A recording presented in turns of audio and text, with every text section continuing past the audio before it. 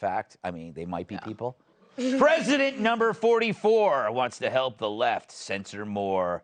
Former President Obama, if that's his real name, is launching a campaign to stop the spread of disinformation, which he called a real challenge for our democracy. And also for his former Veep, who's challenged by questions like, what's my name and why am I nude in the Rose Garden? Tweeted Obama, part of the reason it's hard to bring about change is because we live in a media environment that elevates falsehoods as much as truths and divides people as much as it brings them together. Through the Obama Foundation, we're working to empower and equip emerging leaders to tackle issues like the spread of disinformation. Of course, as plenty of people immediately pointed out, it was Obama's Democratic allies who cooked up the Russian collusion hoax. Or how about Nick Sandmann, hands up, don't shoot, don't say gay, or the Hunter laptop story. They're all stories where the public was shielded from the truth with help from the Democratic-friendly legacy media, who try to diss any information that threatens their narrative. And by narrative, I mean load of cow dung. And let's not forget, this is the guy who once was awarded Lie of the Year for saying, if you like your health care plan, you can keep it. He spoke about disinformation for almost an hour today, which we now play in its entirety. Thank you so much. Hello, Stanford.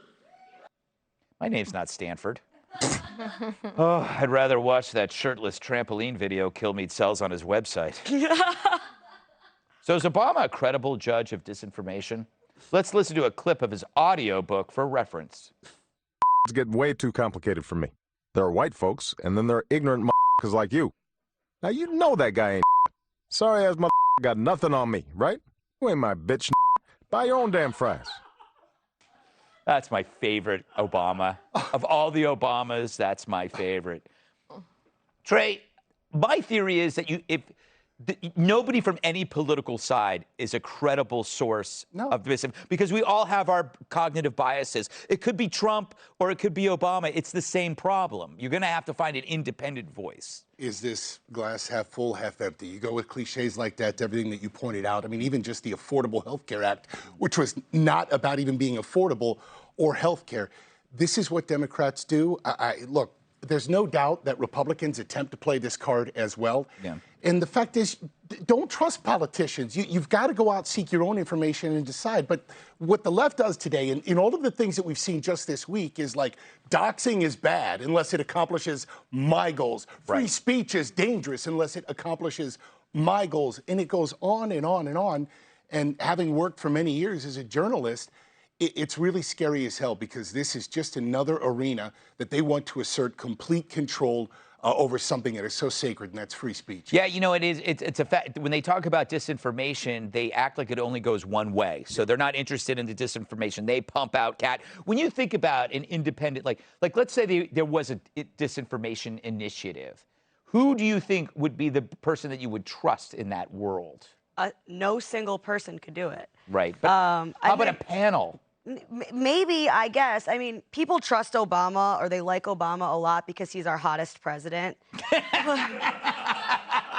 What? He's obviously the hottest president. He's obviously far and away the hottest president. You just insulted the ancestors of Mr. Polk. I don't doubt that I did. He was a dreamboat. Nope, not like Obama. Polk was a dreamboat. Not like Obama. JFK. Obama, no. Obama is way hotter than JFK. You listen to that script, he's a hairy devil.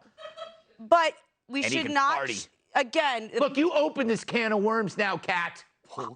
It opens in my mind every time I look at the guy. He's super hot. But a lesson we all have to learn is just because someone's super hot, that doesn't mean you should trust them. So. That's the lesson. So no, because one single person or a panel of people, he's talking about you're deciding which voice is elevating this above this or that. The best way to do it is to not have people deciding which voices should get elevated and which should not get elevated. Impossible. I know that Twitter's full of crap. Of course it's full of crap, but I think it's better than having people, considering that I can't say whatever crap that I want to say, having that be in jeopardy. Mm-hmm. Whether you're hot as Obama or not.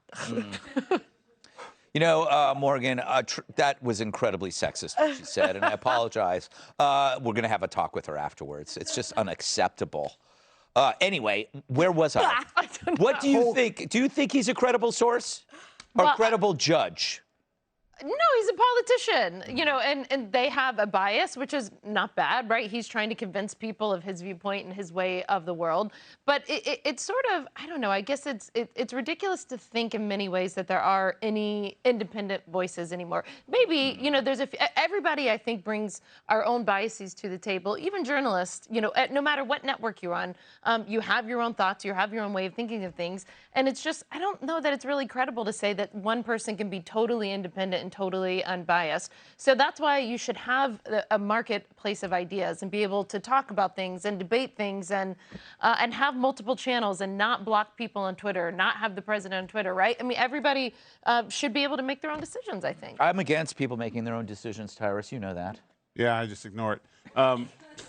Besides the physical stuff, Kat had a great point as far as one person can't do it. Yeah. Right. And honestly, Obama, if he was really taking this seriously, the way you do this is you reach out to George Bush, you reach out to President Trump, you reach out to President Clinton, and the presidents come together. Yeah, like super friends. And but in the meet where everyone is represented to promote the idea of lack of disinformation from both sides. Mm-hmm. That's how you solve a problem like that. You take two prominent figures from both sides of the aisle, and then they're the refs. Yeah. Because then there will be checks and balances. But without checks and balances, you're never going to get it. It's just, hey, I just want to take great upcoming guys with democratic ideas and make sure they have a voice. Of course, that's what he's going to do.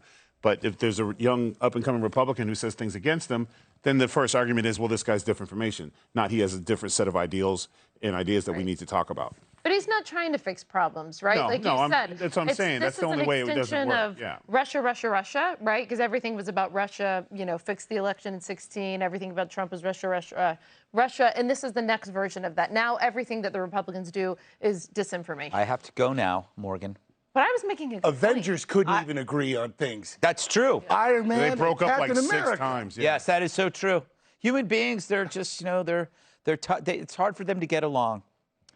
That made no sense. Hey, Sean Hannity here. Hey, click here to subscribe to Fox News YouTube page and catch our hottest interviews and most compelling analysis. You will not get it anywhere else.